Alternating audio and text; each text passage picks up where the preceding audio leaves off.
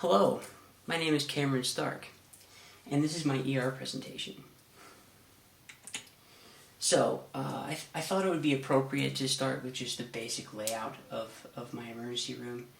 While this is simple, and there's an unrealistic number of beds, meaning, there'd be more than just 3 general exam rooms, I would hope. When I was designing this, I thought it was more about the point and not about, finding a way to get Keynote to work and, zoom in and make smaller things. Some of the layouts I looked up on the internet were just absolutely insane. But compared to the example we were given, I thought this was adequate. They're all labeled now, so try to sear that into your brain because they're not going to all be labeled later. Just to make sure it's not painful for your eyes. Okay, so here are the objectives as they were stated in our curriculum. They are as follows. Refer to at least 2 diagnostic tests or 2 treatments. I believe I did both. 2 medical professionals, 2 innovations of your ER, and highlight how symptoms of the cases being presented led you to specific tests and a preliminary diagnosis. Pretty simple stuff.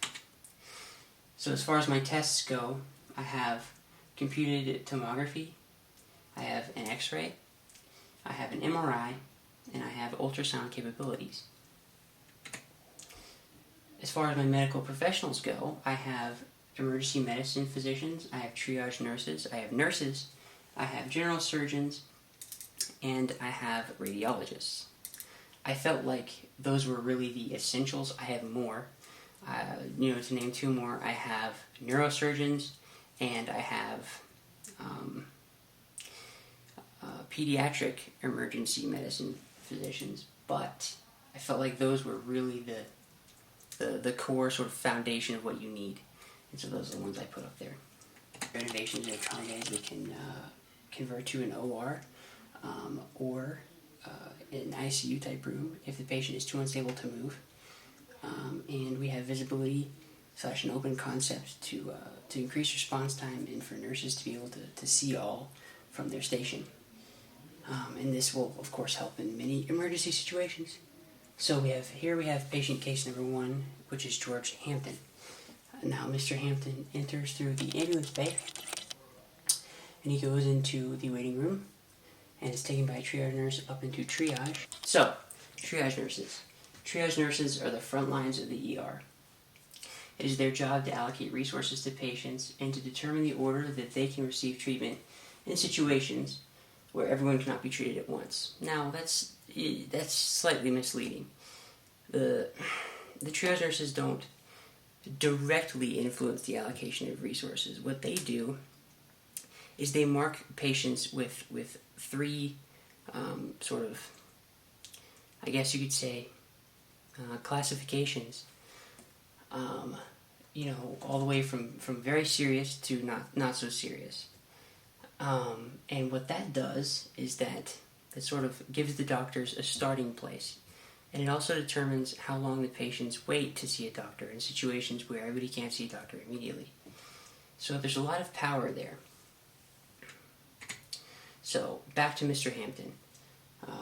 Here are his symptoms. He presents with numbness in the left arm, which is strange, sudden onset headache, trouble speaking, expressive aphasia, and he is unable to raise his right arm on exam.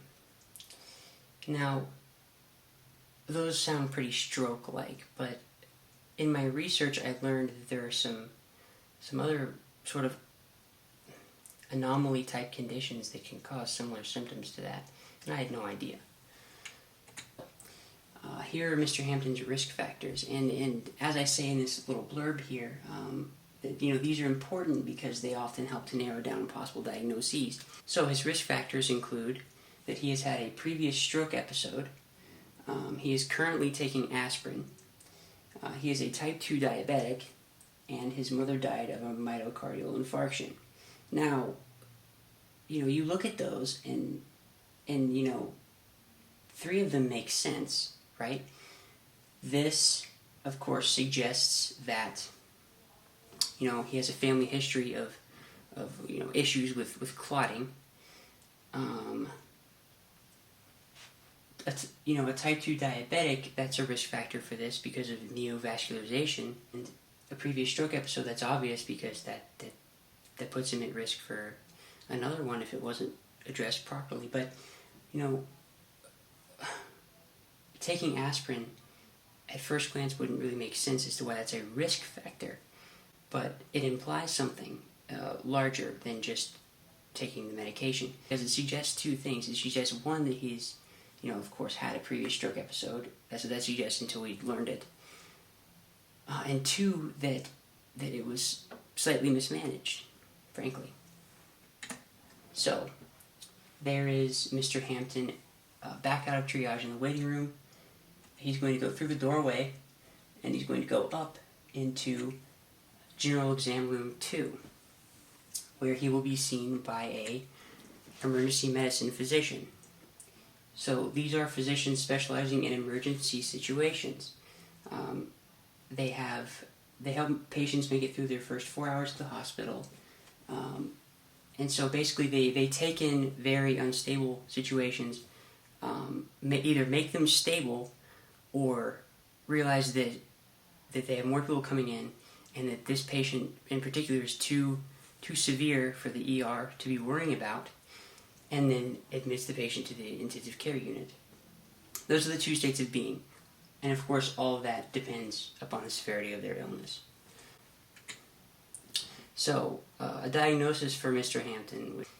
Mr. Hampton is suffering from a stroke in his middle cerebral artery.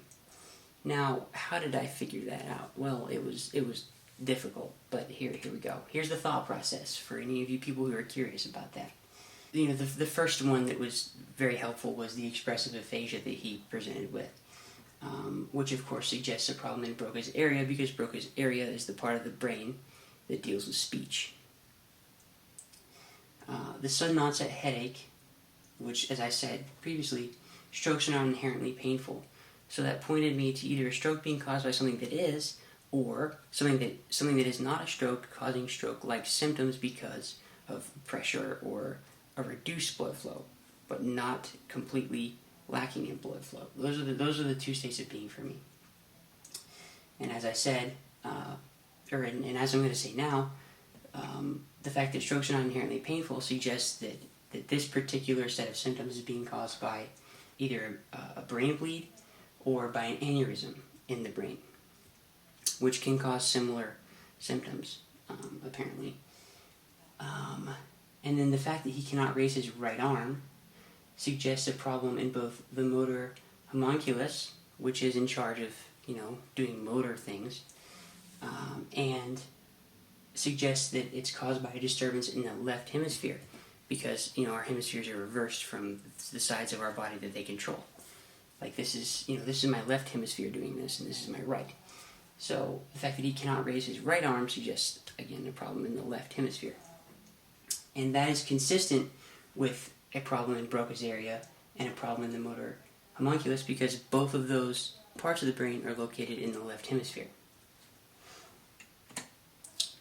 So, the doctor realizes that we most likely have some sort of stroke-related problem here. So the doctor decides to send the patient to radiology. So this is where George Hampton's tests come in. Mr. Hampton will receive a CT scan to determine the cause of his stroke. The CT scan will tell doctors if the stroke is aneurysmal or non-aneurysmal in nature. Once this is determined, the best course of action for treatment will be determined by doctors. So, the next logical step is Mr. Hampton's treatment.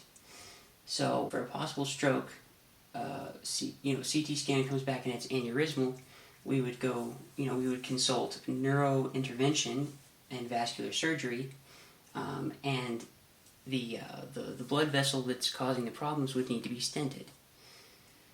And that's the best way you can deal with that. Stented and clipped. For a intercerebral hemorrhage, neurosurgery would need to be consulted, and a craniotomy or decompression surgery, depending, would need to be conducted. And finally, if the stroke is caused by a blood clot, we would need, the patient would need an injection of TPA, which is tissue plasminogen activator. And I'll explain how that works right after this slide. Now we're back with Mr. Hampton in his exam room, and that's coming back from radiology, of course. And so here is George Hampton's follow-up. The course of action outside of the ER would be drastically different in all cases, but in the case of a bleed or aneurysm, it would call for the patient to be taken off any and all blood thinners or platelet aggregation inhibitors because their body won't be able to make clots. And you don't need to be screwing around with the body's own natural defense against blood loss when you're dealing with anything that's vascularly concerning. But for the case of a clot, which is the easiest to deal with, probably, and certainly most common, you definitely would want to prescribe a real blood thinner that is not aspirin, and I chose warfarin because that just seemed like the best option. So we'll move right on through to patient case number 2. And this is the one that I generated, and I decided to name him Kai Thompson. So Kai Thompson comes in through the ambulance bay and goes in the same way that George Hampton did, in the waiting room, and then is seen by a triage nurse in the triage room. So here are the symptoms that he presents with. He has pain in his upper left abdomen. Upon exam, he is tender in the same place, very tender, like to the gentle touch. He is confused, and he is disoriented. So, Kai Thompson risk factors. The patient has no pre-existing conditions or other risk factors. He's a healthy 17-year-old. He's good to go. So he is moved through that doorway and up into general exam room 1, where he is seen by a emergency medicine physician. Kai Thompson's diagnosis. Mr. Thompson's condition is undetermined at this time, so he decides to approach the thing that's more likely to be lethal, which is brain damage. So he decides to give Mr. Thompson a CT scan of his head. And so this is where Innovation 1 comes in, because the doctor doesn't see Mr. Thompson's condition as emergent. He has Mr. Thompson wait for a CT scan for a few minutes. And while that's happening, Mr. Thompson is escorted to the bathroom by a nurse, and when Mr. Thompson crosses the threshold of his room, he collapses. But thanks to the design, the one nurse is immediately assisted by others because of that fact. And so they're there in an instant, and they get Mr. Thompson up. And they move him to Trauma Bay 1. So there he is in Trauma Bay 1. My second innovation is a modular trauma bay. So here's more of the story. Doctors are disoriented by the rapid movement of events in this case. As Kai Thompson went from a suspected concussion to a now unknown condition that threatens his life. Doctors conduct a fast exam with an ultrasound to look for free fluid in the abdominal cavity. This, of course, to confirm their beliefs. Doctors do find free floating fluid, and they realize that in order to drain it, that's just a general surgeon procedure. But what's unfortunate here is that Kai Thompson is very, very, very unstable. In fact, too unstable to move.